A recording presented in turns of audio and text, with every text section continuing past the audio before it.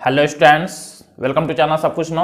आज आप लोग पढ़ेंगे क्लास 8 मैथ का दक्षता अभ्यास का दूसरा वाला एक्सरसाइज। इससे पहले आप लोगों ने फर्स्ट वाले एक्सरसाइज में दो चैप्टर जो दिया हुआ था दक्षता अभ्यास 1 का ए और 1 का बी, उसका पढ़ाई आप लोगों ने कंप्लीट किया था।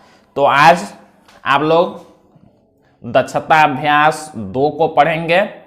इससे पहले हमने आप लोगों को चैप्टर 2 में वर्गमूल और वर्ग संख्या के बारे में पूरा डिटेल में बताया हुआ है।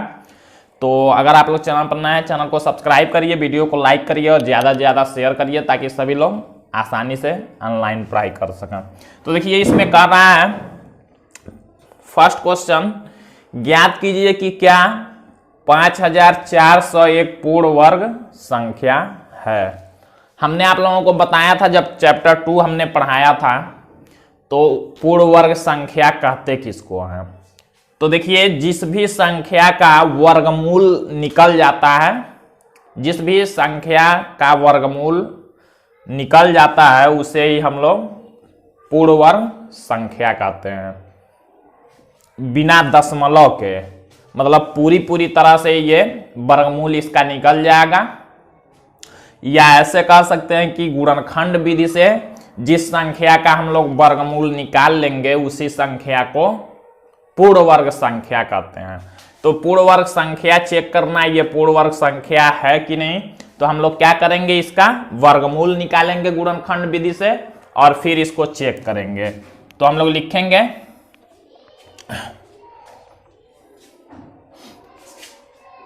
यहां लिख लेते हैं 5400, वर्गमूल निकालते हैं गुणनखंड विधि से। तो हम लोग क्या करते हैं, इसका जैसे आप लोग एलसीएम निकालते हैं, एलसीएम निकालने को ही समझिए कि गुणनखंड करना कहते हैं। तो 2 से देखिए इसमें भाग करेंगे जब, तो 2700 बार में कैंसिल होगा। फिर से 2 से हम लोग भाग करेंगे तो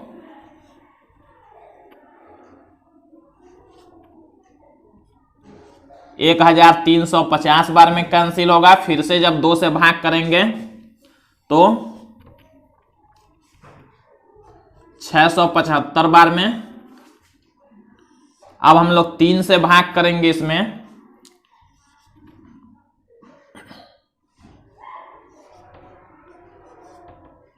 तो 225 बार में कैंसिल होगा। फिर देखिए हम लोग इसमें 3 से भाग कर लेते हैं तो 75 बार में कैंसिल होगा। फिर से 3 से भाग करेंगे तो 25 बार में। अब 5 से भाग करेंगे तो 5 बार में और फिर से 5 से भाग करेंगे तो 1 बार में। तो देखिए वर्गमूल निकालना हमने आप लोगों को बताया था। वर्गमूल जिस संख्या का निकालना होता है उसको हम लोग रूट के अंदर लिखते हैं। इसका मतलब होता है कि इस संख्या का वर्गमूल निकालना है।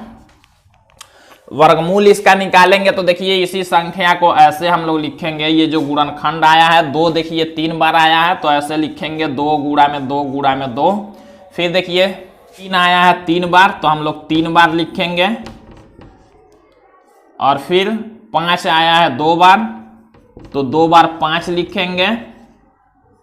अब हम लोग देखते हैं जब वर्गमूल किसी भी संख्या का निकालना होगा उसके गुणनखंड में 2 संख्याओं का, समान संख्याओं का जोड़ा बनाते हैं। तो देखिए 2 का जोड़ा यहाँ नहीं बना, 3 का बना यहाँ नहीं बना, 5 का बना। तो जब तक 2 समान संख्याओं का जोड़ा नहीं बनेगा तो उस संख्या का वर्गमूल नहीं निकलेगा। तो देखिए यहाँ जोड़ा नहीं बन रहा है, इसका मतलब इस संख्या का वर्गमूल नहीं निकल सकता है गुणनखंड विधि से। तो हम लोग कह सकते हैं पूर्ण वर्ग संख्या नहीं है। लिखेंगे अतः 5401 पूर्ण वर्ग संख्या नहीं है। यही अगर वर्गमूल इसका निकल जाता, 2 समान संख्याओं का जोड़ा बन जाता, तब हम लोग कहते कि पूर्ण वर्ग संख्या है। अब हम लोग क्वेश्चन नंबर सेकंड को देखते हैं। तो देखिए यहाँ पर क्वेश्चन सेकंड दिया हुआ है, रूट के अंदर दिया हुआ है 41 का स्क्वायर माइनस 40 का स्क्वायर का मान ज्ञात कीजिए।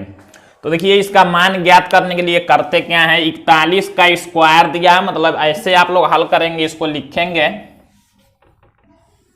एक बार क्वेश्चन को लिख लेते हैं।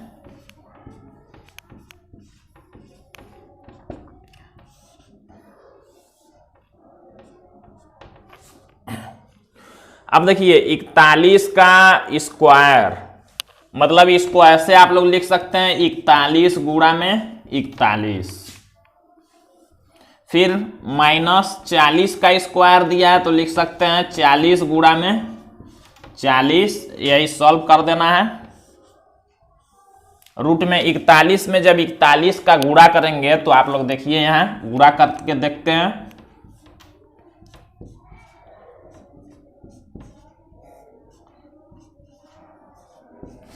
तो 1681 होगा, फिर माइनस 40 में 40 का जब गुणा करेंगे तो 1600 होगा। ये प्लस में है, ये माइनस में है, तो घटाएंगे, जब इसमें से इसको घटाएंगे तो 81 होगा। और आप लोग जानते हैं 81 का वर्गमूल निकल सकता है, तो जिस संख्या का वर्गमूल निकलने वाला होगा उसको रूट हटा के लिखते हैं। 81 का वर्गमूल हो जाएगा प्लस माइनस 9, तो यही आंसर हो जाएगा। केवल 9 भी लिख सकते हैं, लेकिन वर्गमूल प्लस माइनस दोनों में होता है तो प्लस माइनस भी लिख सकते हैं। तो ऐसे सॉल्व करना है। अब हम लोग अगला क्वेश्चन देखते हैं। तो देखिए यहाँ पर क्वेश्चन थर्ड दिया है, गुणनखंड विधि से निम्नांकित के वर्गमूल ज्ञात कीजिए। गुणनखंड विधि से बारी बारी से तीनों संख्याओं का वर्गमूल निकालना। तो वर्गमूल निकालना आप लोग जानते हैं, जैसे छोटे क्लास में आप लोगों ने एलसीएम निकालना सीखा है, तो सबसे पहले एलसीएम जैसे उसका गुणनखंड ही करते हैं, उसके बाद वर्गमूल निकालते हैं। तो देखिए संख्या का वर्गमूल निकालना होगा, उसको हम लोग रूट के अंदर ऐसे लिखते हैं, तभी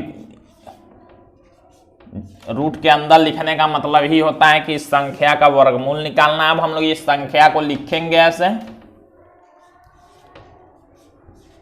और इसका गुणनखंड करेंगे। गुणनखंड मतलब आप लोग जानते हैं एलसीएम निकालते हैं उसी तरह से। तो सबसे पहले 2 से, सबसे पहले छोटी संख्या से भाग किया जाता है। 2 से जब तक कटेगा तब तक करेंगे भाग, नहीं तो 3 से, नहीं तो 4 से, ऐसे करते जाते हैं। तो ये संख्या देखिए 2 से कटने वाला है तो 2 से भाग करेंगे।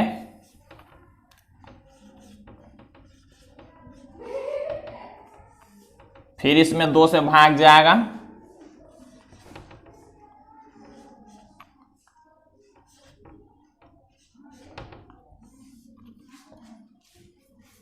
अब देखिए 2 से भाग नहीं जाएगा तो हम लोग 3 से देखते हैं।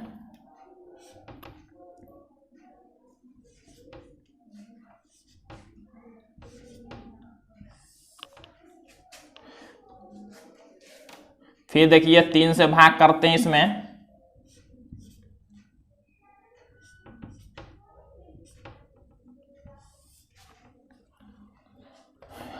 फिर से 3 से भाग करेंगे, 3 से भाग जाएगा।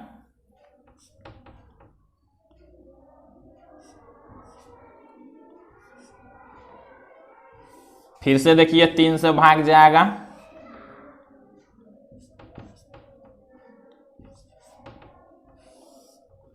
अब देखिए 7 से भाग जाएगा इसमें 7 बार में, और फिर से 7 से भाग जाएगा 1 बार में। तो ये जो संख्या आएंगे गुणनखंड में, इसी को लेना है, ऐसे लिखेंगे। रूट में ये संख्या को हमने गुणनखंड किया तो इतना आया, तो यही लिखना है यहाँ। 2 गुणा में 2, फिर गुणा में देखिए 3 आया है 4 बार, तो 1 2 3, फिर ऐसे लिख रहे हैं यहाँ 4 बार आ गया है। फिर देखिए 2 बार 7 आया है तो 7। अब हम लोग क्या करेंगे, देखिए 2 समान संख्याओं का जोड़ा बनाते हैं, ऐसे देखिए ऐसे, फिर इस 3 का बनेगा, फिर इस 7 का। अब देखिए क्या करेंगे, जोड़ा में से एक एक संख्या रूट से बाहर निकालते हैं तो रूट हट जाएगा और वही वर्गमूल हो जाएगा। देखिए 2 में से एक 2 बाहर निकालेंगे, फिर गुणा में 3 में से एक 3, फिर से एक 3 का जोड़ा है तो एक 3, और फिर इस जोड़े में से 7। अब सबका गुणा करेंगे, यही वर्गमूल हो जाएगा। तो देखिए 3 दूना 6, 6 3 का 18 और 18 में जब 7 का गुणा करेंगे तो 126 आएगा। प्लस माइनस में लिखेंगे वर्गमूल को, यहां भी प्लस माइनस लिख लेंगे तो यही प्लस माइनस 126 इसका वर्गमूल हो जाएगा। तो इस तरह से वर्गमूल निकालना है। अब हम लोग इस संख्या का वर्गमूल निकालते हैं। तो देखिए अब हम लोग सेकेंड क्वेश्चन देखते हैं। दिया है 1,48,225। तो इस संख्या को पहले हम लोग रूट के अंदर लिखेंगे।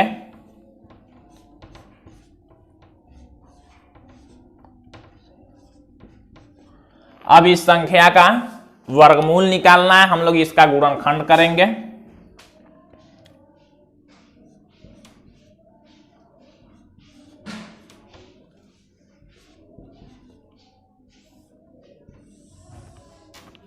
गुणनखंड करते हैं इसका। तो ये संख्या देखिए 2 से 3 से नहीं कटने वाला है, 4 से भी नहीं, ये 5 से कटने वाला है। तो 5 से इसमें भाग करते हैं।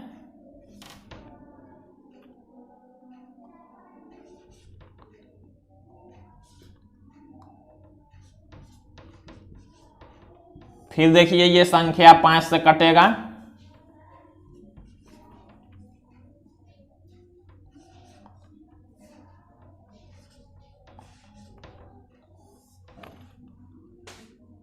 अब हम लोग इसमें 7 से भाग करते हैं, 7 से कटने वाला संख्या है।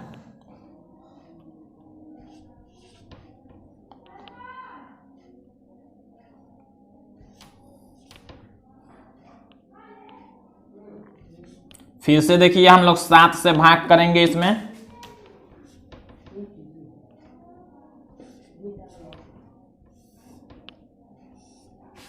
अब हम लोग 11 से भाग करेंगे तो 11 बार में कैंसिल होगा और फिर 11 से भाग करेंगे तो 1 बार में।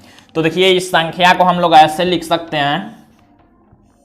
रूट में 2 बार देखिए 5 आया तो 2 बार 5, फिर गुणा में 2 बार 7 आया तो 2 बार 7, और फिर देखिए गुणा में 2 बार 11 आया तो 2 बार 11 को लिखेंगे। और उसके बाद हम लोग प्लस माइनस लिख के इसमें संख्या को बाहर करेंगे। तो दो समान संख्या का ऐसे जोड़ा बनाएंगे। तो देखिए एक जोड़े में से 5 बाहर होगा, फिर एक जोड़े में से 7 और फिर एक जोड़े में से 11, इसी का गुणा कर लेंगे। प्लस माइनस में वर्गमूल लिखते हैं। तो 5, 7 और 11 का जब गुणा करेंगे तो होगा 385। प्लस माइनस में वर्गमूल लिखते हैं तो ये आंसर होगा। अब हम लोग क्वेश्चन नंबर 3 को देखते हैं। जब इस संख्या का वर्गमूल निकालना है तो इसको भी हम लोग पहले रूट में लिखेंगे।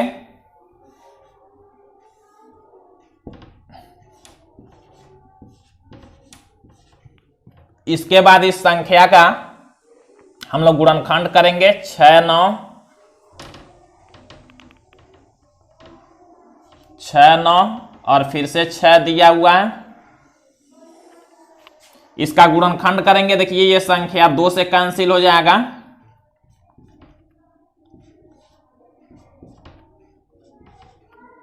फिर से इसको 2 से कैंसिल कर सकते हैं। फिर से 2 से भाग जाएगा इसमें।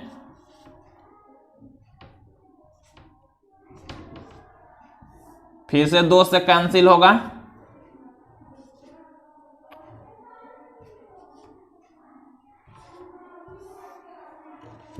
फिर से 2 से कैंसिल करेंगे। फिर से 2 से कैंसिल होगा।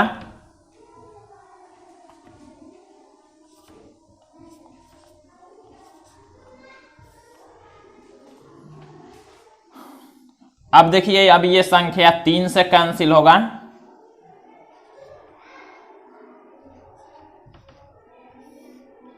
फिर 3 से कैंसिल कर सकते हैं।